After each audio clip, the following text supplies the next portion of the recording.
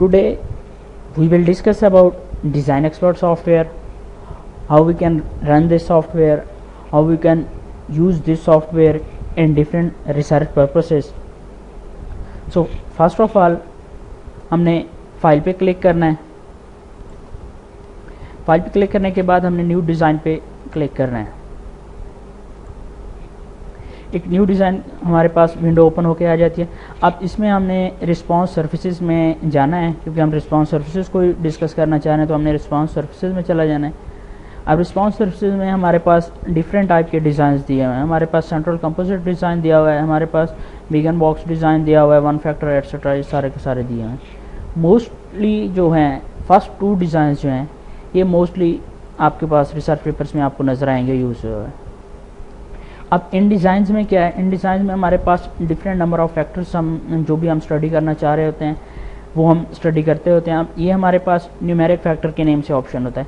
यहाँ से हम नंबर ऑफ़ फैक्टर सिलेक्ट कर सकते हैं एज ओवर नीड, कि हम जैसे हमें ज़रूरत होती है उसके अकॉर्डिंग हम फैक्टर सिलेक्ट कर लेते हैं. सपोज़ हमें 2 फैक्टर्स की ज़रूरत है, हम 2 सिलेक्ट कर लेते हैं. हमारे पास जो है ना 5 फैक्टर्स हैं, हम वो सिलेक्ट कर लेते हैं. मोस्टली 2 से 4 तक जो है ना डिस्कस किए होते हैं. सपोज़ हम 4 फैक्टर्स ले लेते हैं. अब सबसे पहले क्या होता है कि हमें इन फैक्टर्स के नेम देने होते हैं. कि सपोज़ के मैं इसको पीएच का नेम दे देता हूँ. इस तरह मैं इसको जो है ना कैटलिस्ट लोड का नेम दे देता हूँ.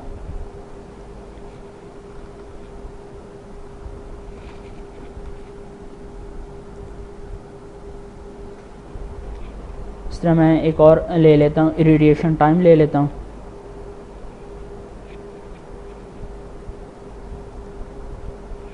और 4th वन मैं टेम्परेचर ले लेता हूँ. सपोज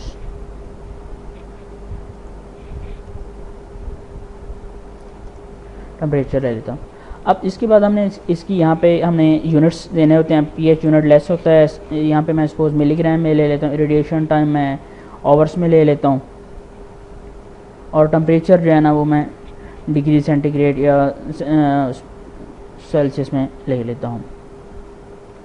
अब उसके बाद हमने क्या करना होता है, इनकी रेंजेस देनी होती हैं, अपर एंड लोअर रेंज. सपोज कि ये 5 से हमारे पास 9 तक है. कैटलिस्ट लोड्स को हम 10 से 50 कर देते हैं.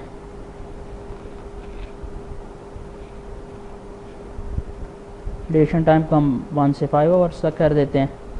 टेम्परेचर जो है वो हम सपोज कर लेते हैं, वो भी हम 10 से 50 कर लेते हैं. ये हमारे पास डिफरेंट वो हैं.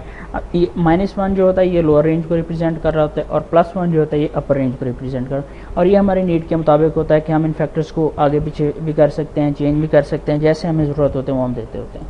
उसके बाद हम कंटिन्यू पे क्लिक करते हैं. कंटिन्यू पे जब क्लिक करते हैं तो हमारे पास एक और मेन्यू ओपन होकर आता है. अब इस विंडो में आप देखते हैं कि रिस्पॉन्स का लफ्ज़ यूज़ हुआ है.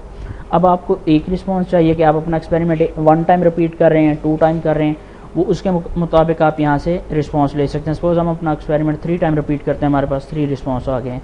मोस्टली जो होता है ये 1 से 2 टाइम रिपीट होता है.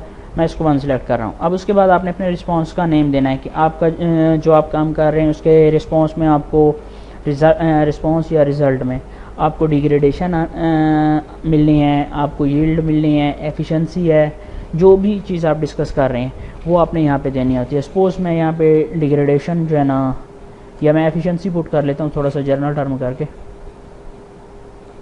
अब इसमें हम एफिशिएंसी चेक कर रहे हैं. एफिशिएंसी का हमने यूनिट देना होता है, मैं परसेंटेज दे देता हूँ.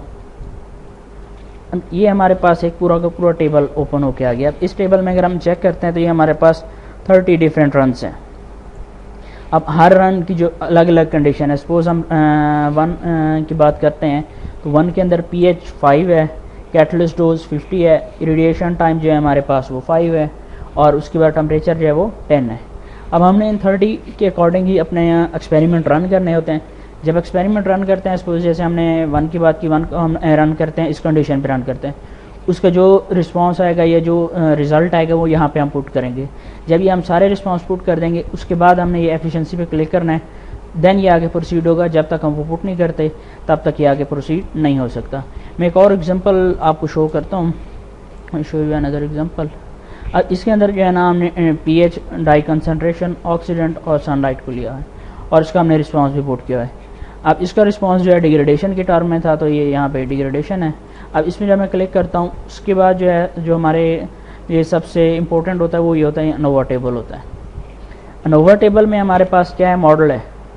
अगर मॉडल हमारे पास सिग्निफिकेंट है इसका मतलब हमने जो कंडीशन सिलेक्ट की हैं वो हमारे एक्सपेरिमेंट के लिए सूटेबल हैं, हमारा एक्सपेरिमेंट वहाँ पे बेहतर परफॉर्म हो रहा है। अगर ये हमारा मॉडल सिग्निफिकेंट नहीं है इसका मतलब हमने जो डिज़ाइन सिलेक्ट किया है वो डिज़ाइन सही नहीं है या हमारे जो रिज़ल्ट आए हैं वो रिज़ल्ट सही नहीं है। इस तरह लैक ऑफ फिट है, लैक ऑफ फिट का नॉट सिग्निफिकेंट होना ज़रूरी है। अगर ये सिग्निफिकेंट में आ रहे तो दैन इसका भी यही मतलब होता है कि हमारा जो डिज़ाइन है वो प्रॉपर वर्क नहीं कर रहा। उसके बाद ये CV की वैल्यू होती है। अब CV हमेशा हमारे पास अगर हमारा डिज़ाइन एफिशिएंटली काम कर रहा है और हमारा जो एक्सपेरिमेंट है उनके रिज़ल्ट एफिशिएंटली आए हैं देन ये हमारे पास 10 से बिलो होगा। अगर ये 10 से अबव इसका मतलब कि ये जो हमने मॉडल यूज़ किया है ये हमारे एक्सपेरिमेंट के लिए फिट नहीं है, हमें उसको दोबारा चेक करना पड़ेगा। उसके बाद R² होता है, एडजेसेंट R² होता है। ये हमारे पास जो है ना क्लोज टू 1 होने चाहिए। जितने ये 1 के क्लोज होंगे उतने हमारे पास जो हैं वो मॉडल्स क्या होंगे, अच्छे होंगे। अगर ये 1 से ज़्यादा अवे होंगे इसका मतलब वो जो हमारा मॉडल है वो मॉडल हमारा ठीक नहीं है। और फाइनल फिर हमारे पास जो है ना नॉर्मल प्लॉट ऑफ रेजिडुअल्स है। अब इसमें हम देखते हैं कि ये एक स्टैंडर्ड लाइन दी हुई है। अब अगर जो पॉइंट्स हैं वो स्टैंडर्ड लाइन के क्लोज होंगे या इसके ऊपर होंगे देन हमारा जो मॉडल है या वो जो हमारा एक्सपेरिमेंट है वो गुड है। जो हमने मॉडल अप्लाई किया है उसने गुड रिज़ल्ट दिया है। अगर ये जो स्टैंडर्ड लाइन से ये पॉइंट्स जो हैं ये अवे होते हैं, उससे आगे पीछे होते हैं, ज़्यादा अवे होते हैं, इसका मतलब जो हमने मॉडल यूज़ किया है वो हमारे एक्सपेरिमेंट के लिए फ़िट नहीं है, फिर हमें कोई और मॉडल देखना पड़ता है। और फिर फाइनल पे इसके जो है ना ग्राफ बड़े होते हैं। अब ये इसके डिफरेंट कंटूर्स हैं।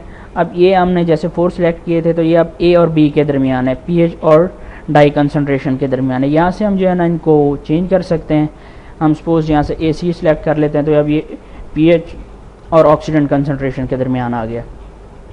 फिर हम व्यू पे क्लिक करते हैं। व्यू पे क्लिक करने के बाद अब ये कंटूर सिलेक्ट हुआ, हम यहाँ से 3D सर्फेसेस पे क्लिक कर देते हैं। ये हमारे पास 3D सर्फेसेस आ गई हैं। अब इसी तरह हम AC ये हमारे पास ऑक्सीडेंट और pH की है, हम इसको चेंज करके कोई और भी लेके आ सकते हैं एज ओवर नीड। यहाँ पे हम BC कर देते हैं जो हमारे पास डाई कंसनट्रेशन और ऑक्सीडेंट का है। इसी तरह हमारे पास जो है ना हम यहाँ से CD कर देते हैं, वो बन के आ जाएगी। जैसे जैसे हमें नीड होती है उसके मुताबिक हम इसको बना लेते हैं। Thank you.